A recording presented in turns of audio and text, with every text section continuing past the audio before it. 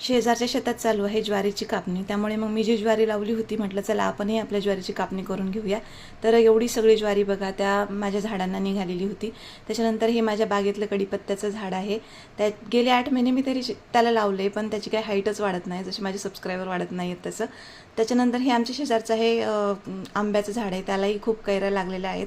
हळूहळू त्या खायला येतील. त्याच्यानंतर बघा ही माझी गौरी, तिला कोवळी ज्वारी खायला खूप आवडते, पण ती कोवळी नाही आहे, ती मी वाळत घातली होती. तिला वाटलं कोळी म्हणून ती येऊन लगेच खायला सुरुवात करते आणि मलाही म्हणते खा. त्याच्यानंतर मग ट्युशनची मुलं आली, ट्युशन घेतलं आणि ट्युशन घेतच होते तेवढ्यात मला मिळाली ह्या सीझनची पहिली कैरी.